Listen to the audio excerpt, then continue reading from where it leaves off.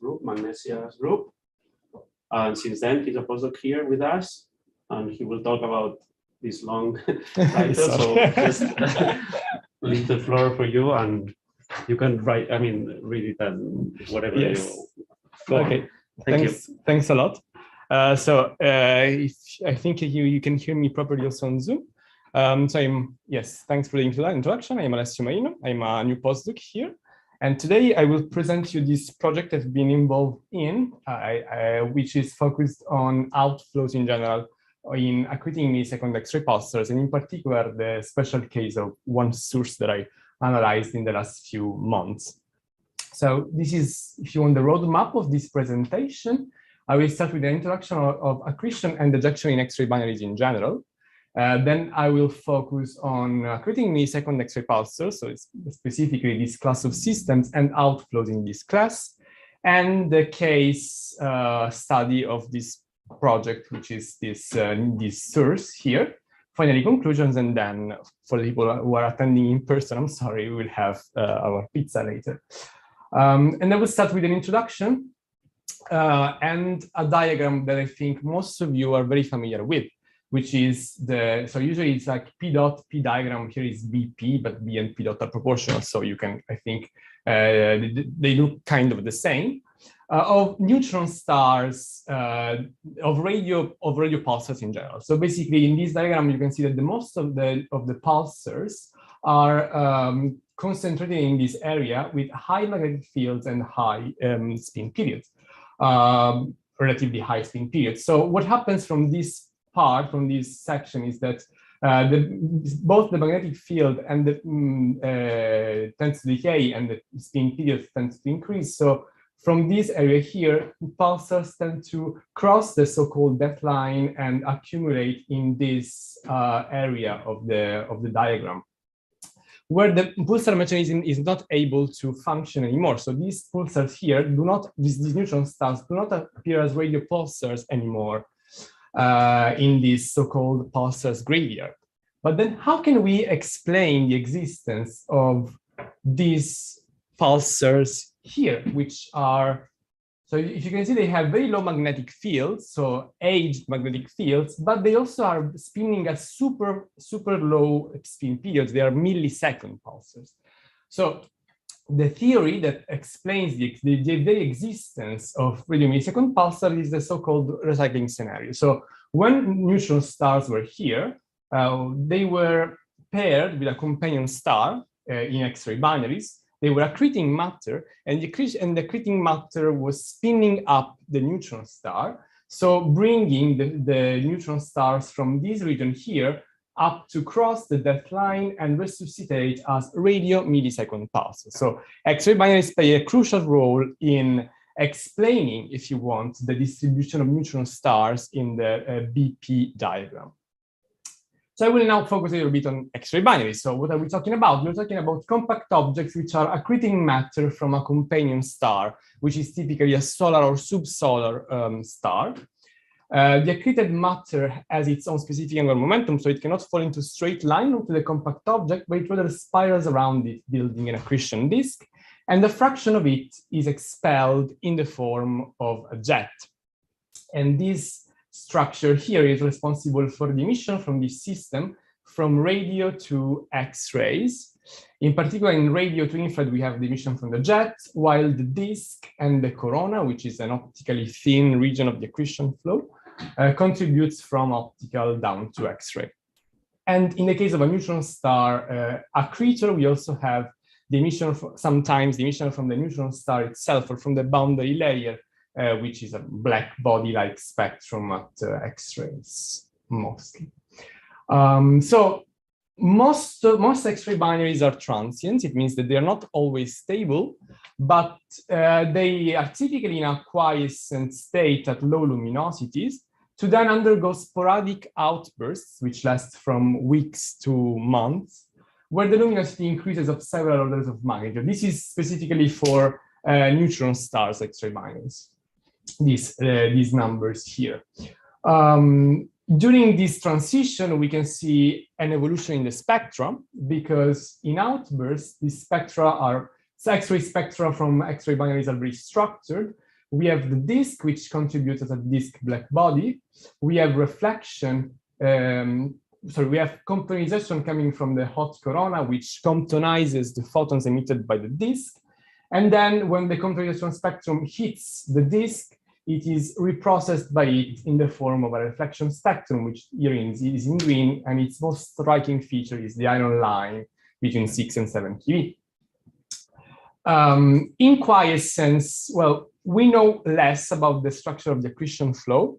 Also, we have very less statistics, so we know that the spectra with very less detail, but we think that the disk is truncated very far away from the neutron star, and the emission is typically quasi-thermal, so it means that the neutron star is releasing the energy that it accumulated in the crust during the accretion phases. But sometimes we also see a power law component that is sometimes even dominant, which can be connected to residual accretion or to phenomena in the magnetic field of the neutron star. From now on, I will focus only on outbursts, by the way. So we don't only have an accretion phenomenology in outbursts, but we also have we have outflows, we have ejection during the outburst. Of course, one of the forms is jets. Again, they are responsible for the emission from radio to infrared in these systems. And the interesting thing is that, so basically, jets and accretion flows, despite being different phenomena, are very much related to each other. Indeed, if we plot the radio luminosity with respect to X-ray luminosity, remember the radio is jet, while the X-rays comes from the accretion disk. These two quantities follow a correlation. So it means that when the disk is more luminous, the jet is more luminous, and so on. We can see that different objects follow different relations. For example, black hole X-ray binaries are here in black, while neutron stars X-ray binaries are typically in this bottom part. It means that typically neutron stars are less radio loud than black holes. Jets are less powerful in neutron stars. But there are some exceptions, and I will go with this later. Second form of ejections, winds. So basically, what happens is that sometimes in X-rays, but also UV optical spectra, we see absorption lines which are blue shifted with respect to the energy, to the rest frame energy. So it means that we have an absorbing plasma which is outflowing, and this is interpreted in terms of disk winds. And this is seen typically in high inclination X-ray binaries. So we have accretion, ejection. During an outburst, these properties change a lot, especially between two states, which are the hard and the soft state. In the hard state, which is in yellow here, the X-ray emission is mostly focused in the hard band and is dominated by the comptonization spectrum from the corona. And we think that the disk is truncated far away from the neutron star or black hole in this stage. Concerning ejecta, we have jets, but we don't see winds. Then to the soft state, which is in red here. In this state, the spectra are dominated by disk or by the neutron star or by both. Basically, the disk reaches probably reaches very close to the neutron star surface or to the innermost stable circular orbit in black holes. We don't see jets, but we do see winds. So if you see accretion and ejection properties change along with each other during this cycle. And so this if you want the general introduction. Now I will focus a little bit on accreting millisecond X-ray pulsars. So what is an accreting millisecond X-ray pulsar? You have an X-ray binary, but the neutron stars in this case is also an X-ray pulsar, and it is spinning at millisecond periods. Interestingly enough, these X-ray pulsations are the result of the, I have a video here, of the accretion flow, which is channeled onto the magnetic field lines of the neutron star, creates some hot spots on the neutron star surface, and it originates a pulsed emission over time. We know 22 systems, and these count includes the transition millisecond X-ray pulsars, which are very interesting sources. I will talk about it in a second, which were actually discovered in this institute. And they are all transient sources. So the phenomenology in AMXPs and TMSPs is very rich. TMSP stands for transition millisecond X-ray pulsars. We see basically three different levels of luminosity. We have the outburst again, we have quiescence, and we also have an intermediate state, which is a subluminous state where accretion is still ongoing. So if you want, it's in between accretion and outburst and quiescence. So AMXPs have been found in quiescence and outburst, or never in intermediate state, even if some trace of subluminous activity has been reported in the past, but never confirmed. While TMSPs are seen in quiescence only once in a normal outburst and are typically found in this intermediate state when they are active in X-rays. The main interesting difference is about pulsations. We see X-ray pulsations in outburst and in the intermediate state, while in quiescence, only transitional pulsars show pulsations in the radio, while AMXPs do not pulsate even in X-rays or radio in quiescence. And it's really this transition between X-rays, pulsation, and radio pulsation that makes transition millisecond pulsar the evolutionary link between radio millisecond pulsars and X-ray binaries. Same for AMXPs, which are also a proof of the recycling scenario. So this is why they're very interesting. Concerning AMXPs, when in outbursts, they don't really follow this. They are typically only in hard state. So it means that we see jets and we would expect not to see any winds. The point is that AMXPs kind of misbehave in a few things, and in particular, they tend to have especially powerful outflows. And I will now give kind of some exhibits about outflows in this class of systems and why they are particularly relevant and important in this class. So exhibit A, I just told you that winds are absent in the hard state. Well, this is true, but AMXPs show some exceptions because there has been one detection of a disk wind in a hard state in 2019 from a silicon 13 line, which was blue shifted. And there are also weak evidences in other two systems. So they found these lines, but they were not strongly significant. So some doubt still exists in these two papers. Exhibit B is about jets. I showed you before, these are typically, in gray here are neutron stars X-ray binaries. These are black hole X-ray binaries. Some AMXPs and transition millisecond pulsars are very radio loud with respect to the other neutron stars X-ray binaries. So it means that somehow they have powerful jets when compared to the other neutron star systems, and we don't really know why. Exhibit C, for the few AMXPs that have been seen more than once in outbursts, we were able to follow the evolution of the orbital period in these systems over time. And we found that there is a very strong orbital expansion. So these systems have an orbital period which increases a lot over time. And this can be explained with a strong mass transfer from the companion star. The point is that if we have a strong mass transfer rate, we would expect to have a strong mass accretion rate. But these systems only have one outburst in like 20 years, and even the outburst is short, faint, so it seems not to be very effective, the accretion. So the idea is that somehow this system, the companion star gives a lot of mass to the neutron star, but this mass is not accreted. So there is a highly non-conservative mass transfer.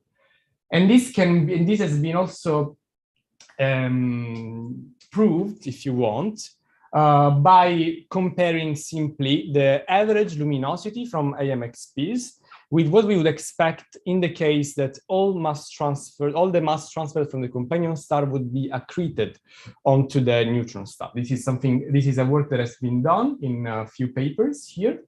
And for example, one case is this one of XT J0929. So basically, if we assume that in this system, we have a conservative mass transfer, we can recover the distance of the system. And from the distance and the right ascension of the system, we have that it should float above the galaxy at like 3 kiloparsec up to the galactic plane.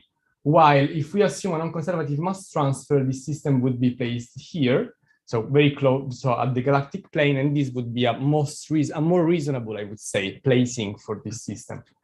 So this is the context where my work is placed, outflows in accreting millisecond X-ray pulsar.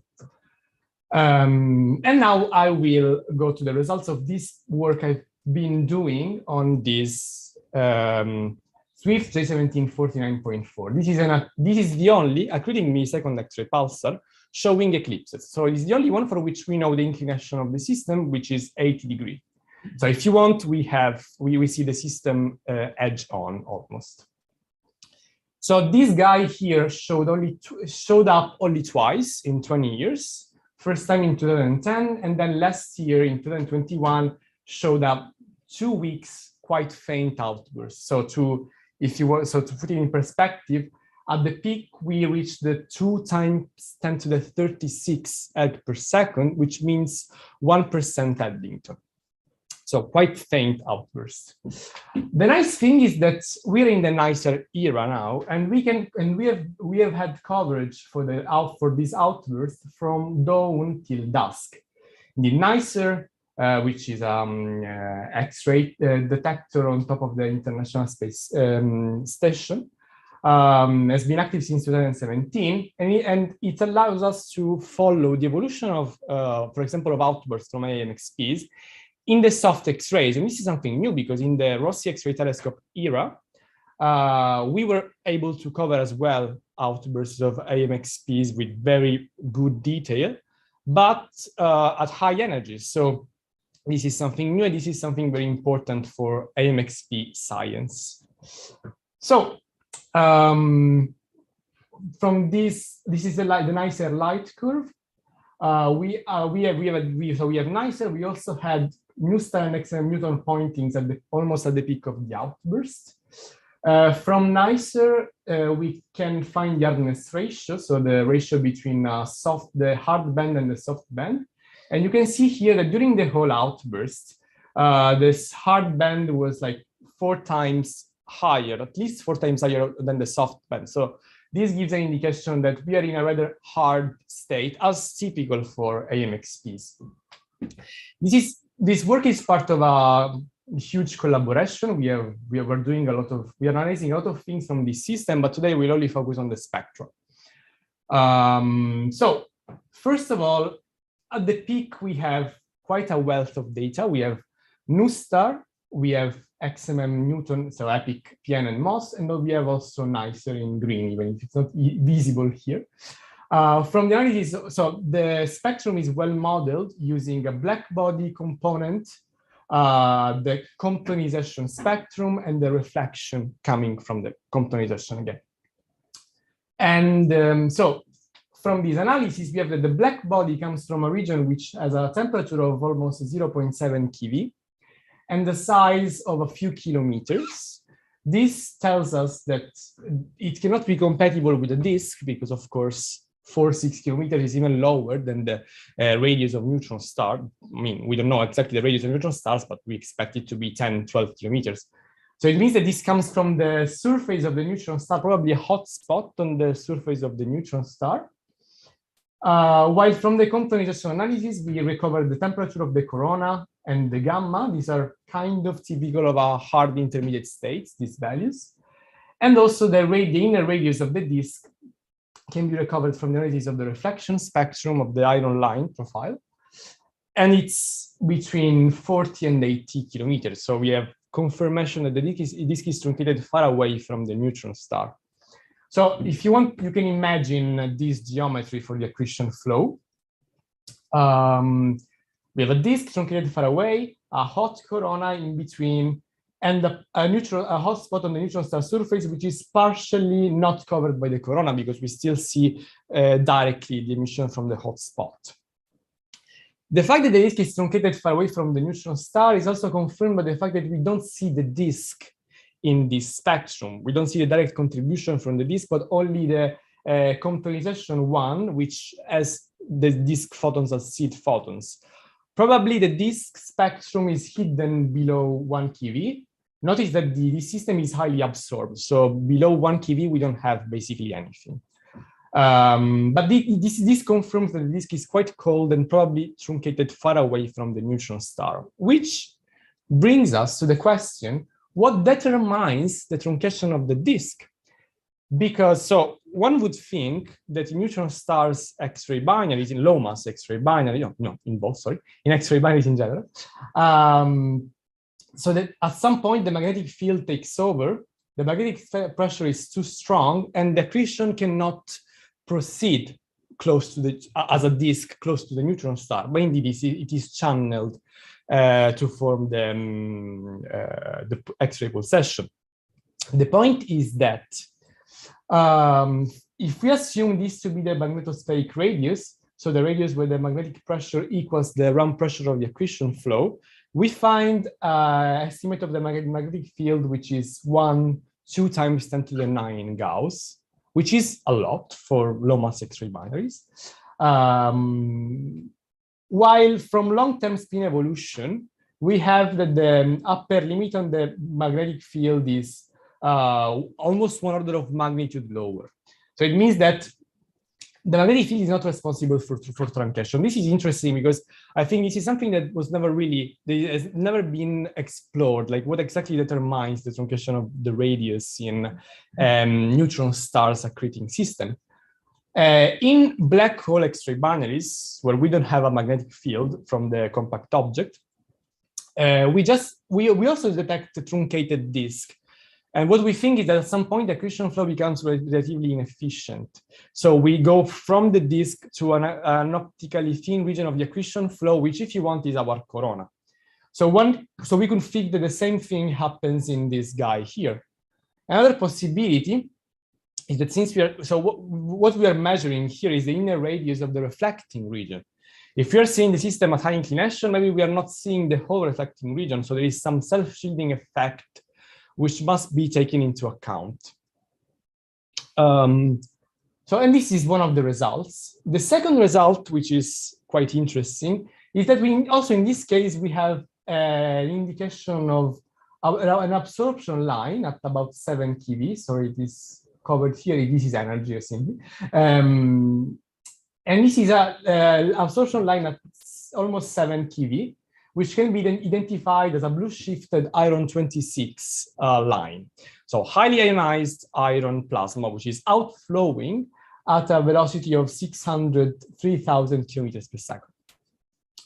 From this estimate, we can calculate the mass loss rate using this velocity, the ionization of the plasma, and the X-ray luminosity. And we can find that the mass loss rate from the wind is comparable to the mass accretion rate onto the neutron star. So this already gives you an indication that winds are responsible for a lot of mass loss from the disk, from the accretion flow. Again, this is unexpected because the system, maybe we can go back, this spectrum is not soft. We are not dominated by the neutron star or disk emission. We are dominated by the quantization spectrum. So this is a rather hard state or hard intermediate state. So this is, again, is unexpected. And we are adding another evidence to the number of detection of winds in AMXPs, which is also a relevant number because we're talking about winds are something that you can see if the inclination is favorable. So out of 20 sources, you can also expect that in some of them, you could not even see them because of inclination properties. So this is a concerning number, I would say. And it has been proposed in the past that this could be due to propeller-driven wind. So wind launching mechanism, which doesn't follow the typical mechanisms accepted for the other neutron stars and black hole X-ray binaries, where we don't have a rapidly spinning magnetic field. But this, again, all this has to be confirmed. And actually, all of these exhibits can be related to having a strongly spinning magnetic field, magnetosphere interacting with a low mass accretion rate. Again, we have propeller-driven winds. We could also think that in the jet, we have a propeller-driven core, which enhances the radioluminosity. In general, for these two, it has been proposed that in quiescence, the radio pulsar goes back on, even if we didn't see the pulsations, this is concerning, but anyway, and the pulsar wind could push matter away and provokes this sweeping away of matter, which makes, for example, explains these two weird stuff. Bottom line and takeaway message, all of this could be explained with the interaction of rapidly spinning magnetosphere and the accretion disk. But of course, all of this is very much speculative. We need more evidences and more studies to confirm these scenarios. I think I do have time for another slide. So this is the last thing that we've done with this system was following the evolution of the spectrum with NICER, because we have coverage with NICER from the beginning to the end of the outburst. The system doesn't really evolve much in terms of spectra.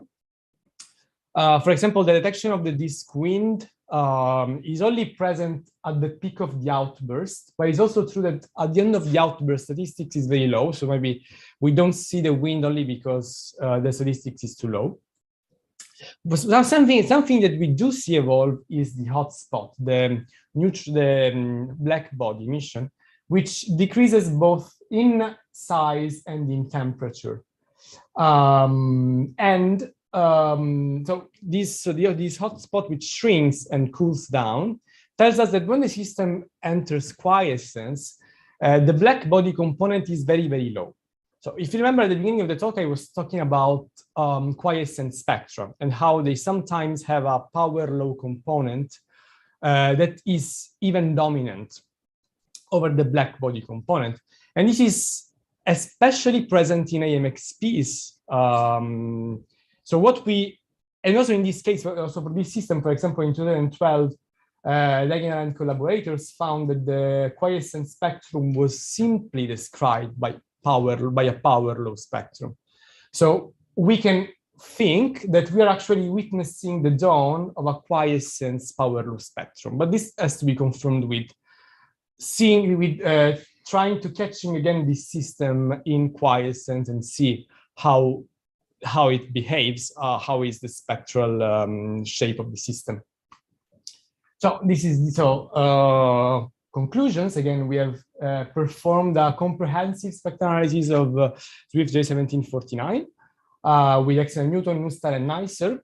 We've found several interesting results, like a tendency of the hotspot to cool down and fade, a truncated accretion disk, which is possibly related to the magnetospheric truncation, and finally, another detection of disk winds in a state which is definitely not a canonical soft state. So, takeaway message, AMXPs are crucial to understand the role of neutron stars' magnetosphere in explaining outflows, which are part of the diet of every accreting compact object, almost. And another thing that I think we can all agree with is that after almost 30 years, accreting millisecond pulsar keeps surprising us and keep us busy with the puzzling results. And I think with that, I finished. Thanks a lot for the attention.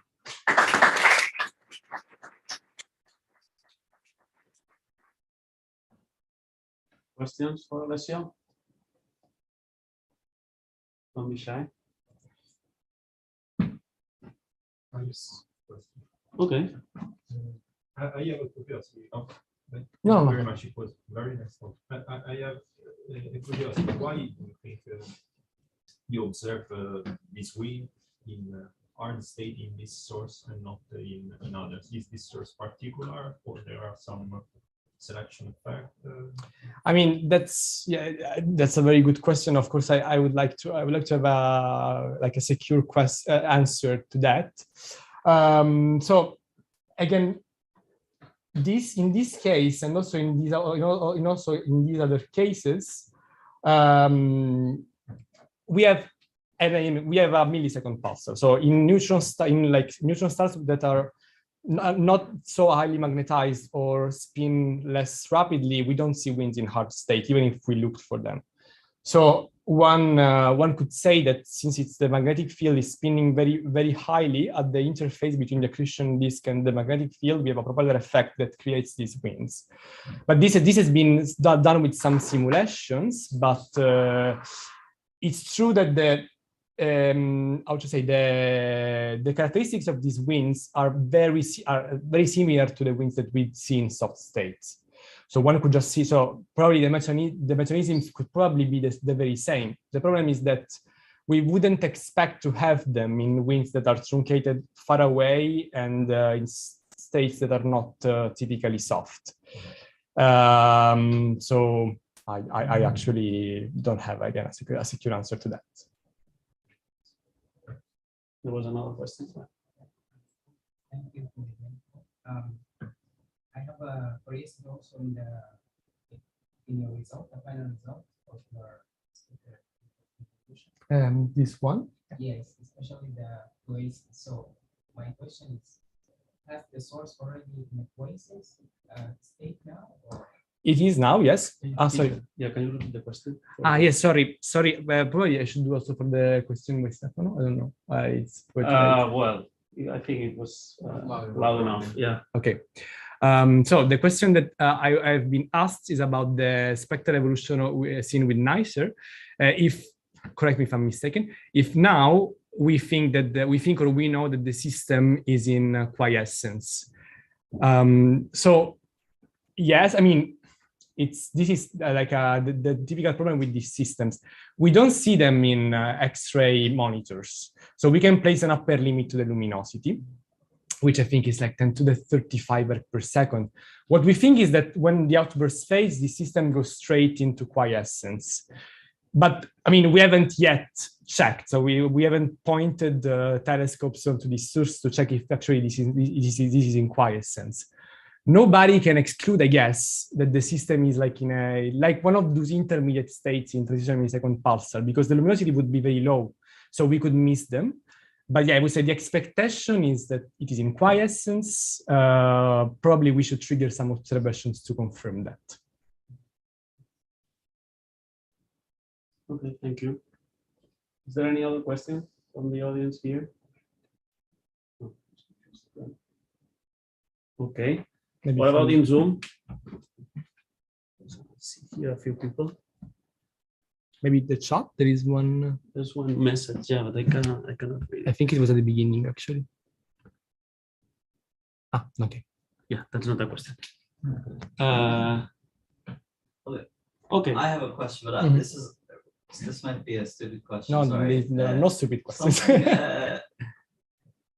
Okay, so something that I'm trying to understand is hotspots that you see. Like the luminosity from that seems to be so much above what you normally have in the system. Would that hotspot, if it's angled correctly, have any impact on the secondary that's like accreting onto the neutron star, heated up or something like that? Because the luminosity output seems very high compared to what's normally there.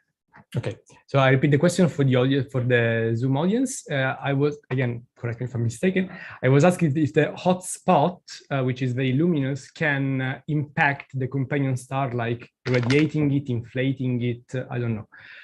So the answer is yes. I'm not exactly sure if this is due to the hotspot or to the accretion disk, but there are a lot of studies, of course, like simulations of long-term evolution of binaries, where the X-ray emission from the disk, from the hotspot, from the whole accretion flow, if you want, can of course impact the companion star because it heats it up, it inflates it, and when you inflate a companion star, you can increase the mass accretion rate, of course, because you increase the part that is overflowing from the Roche lobe.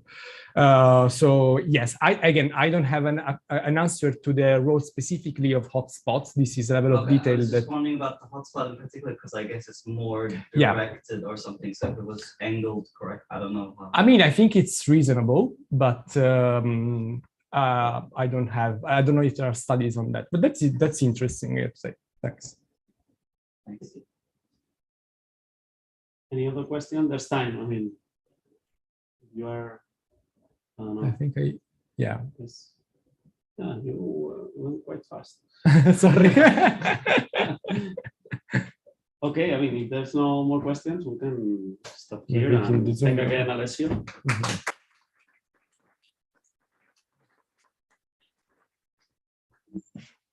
And go for